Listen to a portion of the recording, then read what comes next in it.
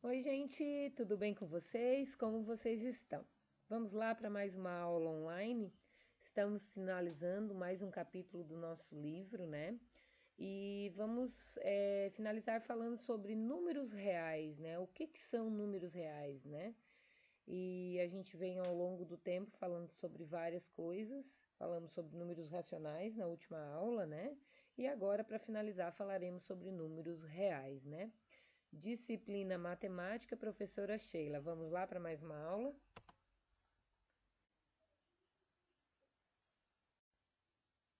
Então vamos lá. No livro de vocês, na página 58 e 59, vocês podem acompanhar que fica mais claro, mais nítido a imagem, tá? Números reais, né? Dentro dos números reais, a gente tem os números irracionais. Observa o seguinte número racional: 0,45, 45, 45 e assim vai, né? Vimos que ele é uma dízima periódica, né? Pois possui um número infinito de casas decimais e período igual a 45. Podemos representá-lo também por 0,45 com o tracinho lá em cima. Esse número pode ser escrito na forma AB, ou melhor, na forma de fração, tá? Em que A e B são números inteiros e o B é diferente de zero. A gente nunca pode ter o nosso B zerado, né? Neste caso, 0,45, 45, 45 é igual a 5, né? Porque ele fez a aproximação, né? Sobre 11, ok? Agora veja outro exemplo. 3,86878889 e assim vai, né? Observando a formação destes números, podemos dar continuidade do seguinte modo. Por quê? Porque o próximo número depois daquele do 90 seria 91, porque o nosso número tem uma sequência, tá? 91, 92, 93 e assim vai, e assim por diante, né? Se continuarmos a preencher as casas decimais nesta sequência, teremos um número com infinitas casas decimais e sendo um período que se repete, né? Repetido, um período que se repita, né? Números como esse não pode ser escrito na forma AB, na forma de fração, em que A e B são números inteiros e o B é diferente de zero. Assim, esse número não são números racionais. Eles estão englobados dentro do conjunto dos números irracionais. Ao conjunto dos números que apresenta essas características, não infinitas de casas decimais e não periódicas, damos o nome do conjunto de números irracionais.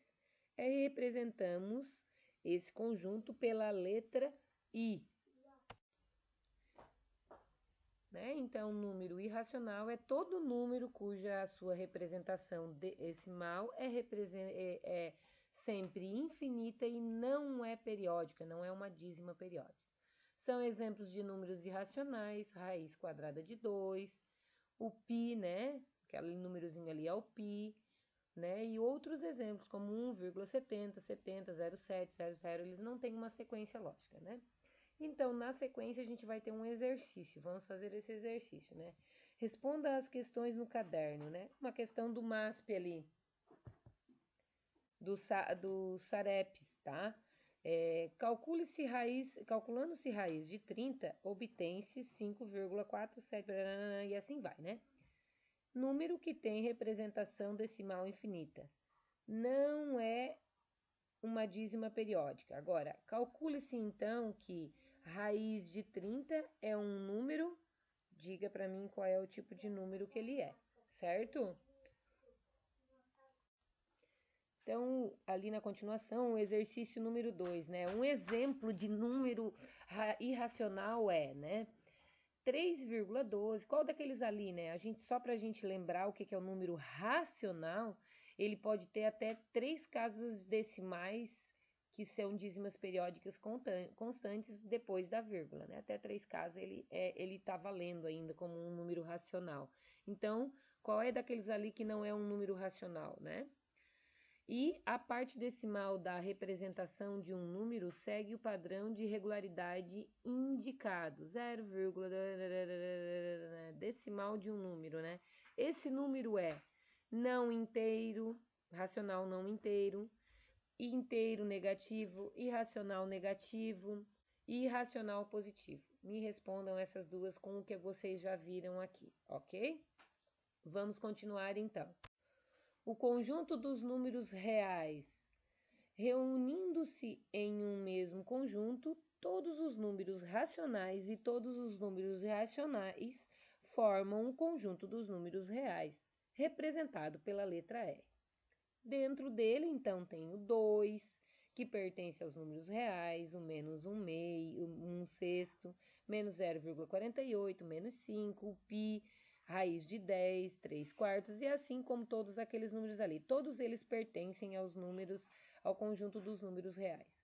Os números dentro dos números racionais, a gente sabe que tem os números inteiros, e dentro dos números inteiros temos os números naturais.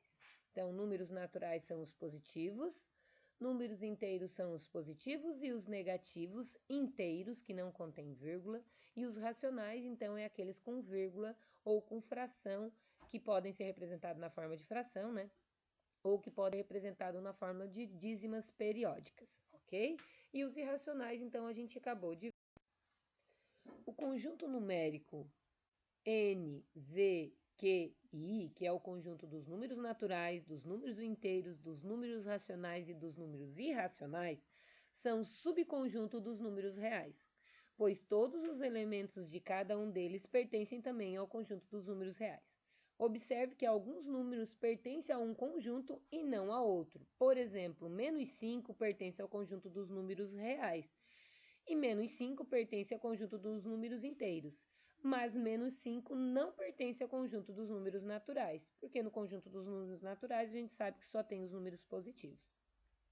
Além disso, outros subconjuntos de R são muito utilizados. R com asterísticos, né? Que é o conjunto dos números reais não nulos. Então, é o conjunto dos números reais diferente de zero. O zero não entra. Ou o R com mais embaixo, que é o conjunto dos números reais não negativos, né? Só entra todos os positivos ou igual a zero. Ou o R com um tracinho, né, de menos, conjunto dos números não positivos, entra todos os negativos e o zero, né? O conjunto dos números reais positivos, quando tem o asterísticos e o mais, é só os positivos sem o zero. E o conjunto do asterístico e o menos, né, que é o conjunto dos negativos, mas o zero não inclui. Em uma reta numérica, pode ser representado todos os números racionais e todos os números irracionais, ou seja, podem ser representados todos os números reais, e cada ponto desta reta pode ser associado a um número racional ou a um número irracional. Essa reta é denominada reta real. Observe a representação de alguns números na reta, como está a nossa reta ali embaixo, né? As operações com números reais. Já vimos que há certas limitações em realizar as operações com o conjunto dos números naturais, números inteiros, números racionais. Assim, no conjunto N, nem sempre é possível subtrair, obter divisões exatas ou extrair a raiz quadrada e encontrar um número natural. No conjunto dos números inteiros, né, nem sempre é possível obter divisões exatas ou extrair uma raiz quadrada e encontrar um número inteiro. No conjunto dos números racionais, nem sempre é possível extrair a raiz quadrada exata e encontrar um número racional. Porém, no conjunto dos números reais, efetuamos qualquer adição, subtração, multiplicação ou divisão com números reais, exceto a divisão por zero, bem como extrairmos a raiz quadrada de qualquer número não negativo e encontramos números reais.